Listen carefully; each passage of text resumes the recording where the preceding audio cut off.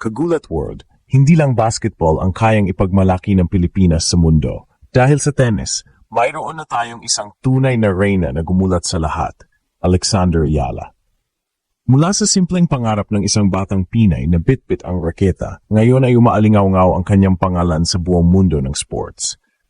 Noong una, junior champion lang siya, nagwagi sa US Open Girls, singles noong 2022. Pero hindi doon nagtapos ang kanyang kwento.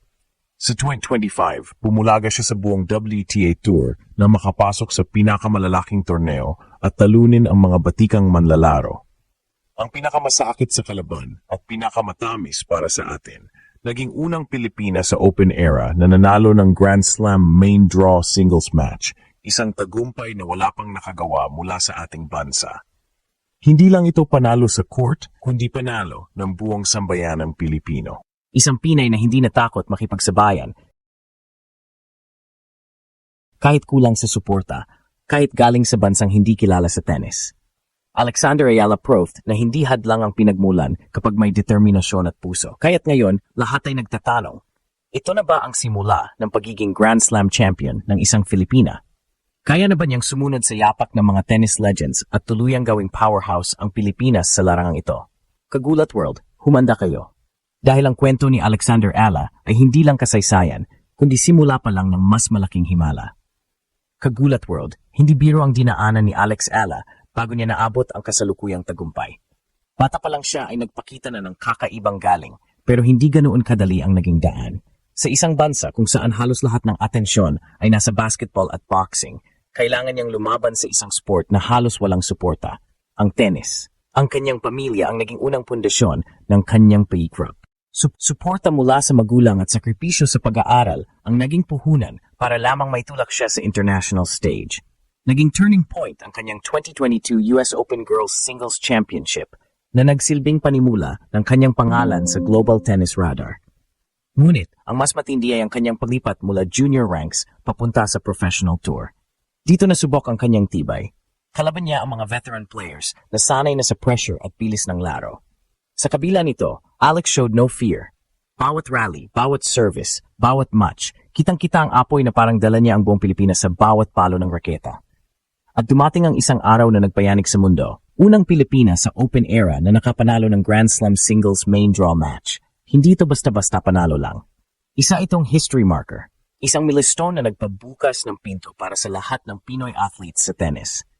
Parang sinasabi niya sa buong mundo, kaya rin ng Pilipinas. Pero hindi rito nagtatapos ang kanyang kwento. Ang mas malalim na drama ay nasa likod. Habang ibang players ay may malalaking sponsors at suporta ng buong bansa, si Alex ay kailangang kumayod at magsakripisyo para manatili sa tuktok. May mga panahon na halos walang pondo, may mga oras na tila wala nang naniniwala. Ngunit sa bawat hamon, mas lumalakas ang kanyang determinasyon. Ito ang dahilan kung bakit kinulat niya ang buong mundo. Hindi lang dahil nanalo siya, kundi dahil nagawa niya ito laban sa lahat ng hadlang. Ang kwento ni Alex Ayala ay patunay na kahit isang Pinay mula sa bansang hindi kilala sa tennis, kayang maging inspirasyon at maging simbolo ng asenso, tapang at Pinoy pride. Kapag pinag-usapan ng tennis sa Asia, ang mga unang pumapasok sa isip ng marami ay sina Lina ng China o sina Naomi Osaka ng Japan, mga naging simbolo ng lakas ng Asia sa global stage. Pero ngayon, mga Gulat World, unti-unti nang pumapasok ang pangalang Alex Ayala sa listahang iyon. Ang kanyang pagkapanalo sa Grand Slam main draw ay hindi lang headline sa Pilipinas, kundi international breaking news. Mga sports networks mula Europa hanggang Amerika ay nagulat at nagtanong, sino itong batang Pinay na tumalo sa mga veterana? Sa social media, dumagsa ang suporta hindi lang mula sa mga kababayan natin, kundi pati na rin mula sa mga banyagang tennis fans. Marami ang humanga sa kanyang calm composure, lalo na sa edad na 20. Hindi siya basta-basta natitinag sa pressure at kitang-kita ang maturity ng kanyang laro. Maraming analyst ang nagsabing, she plays like a veteran trapped in a young player's body. Dagdag pa rito, may kakaibang brand si Alex na kinakapitan ng mundo, humility at warrior spirit. Hindi siya nagyayabang sa panalo, kundi palaging inuuna ang pasasalamat sa pamilya, coaches at bansa. Ito ang nagbigay sa kanya ng fans hindi lang dahil sa kanyang galing, kundi dahil sa kanyang pagkatao. At sa panahon ngayon, kung saan malaking bahagi ng tennis ay image at marketability, panalong-panalo si Alex. Higit sa lahat, nagsilbing inspirasyon siya sa ibang kabataan mula sa maliliit na bansa. Kung ang isang batang Pinay na lumaki sa sport na hindi mainstream ay kayang makapasok at makagawa ng kasaysayan, ibig sabihin kaya rin nila. Yan ang tunay na epekto ng kanyang kwento. Hindi lang siya gumagawa ng marka para sa sarili, kundi nagbubukas siya ng pangarap para sa iba. Ngayon, lahat ay nakatingin. Ano ang susunod para kay Alex? Kaya ba niyang sundan ang yapak ng mga Asian greats at tuluyang maging Grand Slam champion? O ito pa lang ang simula ng isang mas mahabang journey kung saan magiging mukha siya ng Asian tennis? Isa lang ang sigurado, hindi na siya basta Filipina tennis player.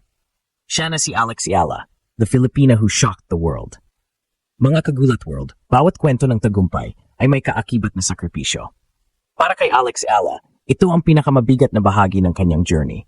Habang tumataas ang kanyang ranggo at mas lumalawak ang kanyang pangalan sa tennis world, mas lumalaki rin ang pressure. Hindi lang bilang atleta, kundi bilang simbolo ng isang buong bansa. Isa sa mga malaking conflict na kinakaharap niya ay ang balance ng career versus bansa. Sa isang banda, kailangan niyang mag-focus sa kanyang professional career sa WTA Tour, maglakbay sa iba't ibang kontinente, lumaban sa pinakamalaking tournaments, at mag-ipon ng ranking points para makapasok sa top 50 at eventually maging Grand Slam contender. Ngunit sa kabilang banda, nandiyan ang tawag ng national duty, ang paglalaro para sa bandila ng Pilipinas sa SEA Games, Asian Games at iba pang international competitions. Hindi lahat ng atleta ay kayang pagsabayin ito. May mga kritiko na nagsasabing dapat unahin ni Alex ang kanyang career para mas lalo siyang makilala at makapagbigay ng mas malaking legacy sa bansa sa pamamagitan ng pagiging Grand Slam champion. Ngunit para kay Alex, malinaw, bawat palo niya sa court ay dala ang Pilipinas. Kahit saan man siya lumaban, hindi ko kailangan ng national team uniform para maging proud Filipino.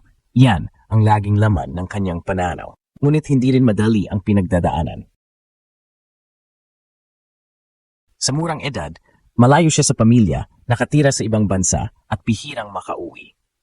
May mga oras na iniinda niya ang homesickness at pressure ng expectations. Pero sa bawat sakripisyo, lumalabas ang kanyang tatag.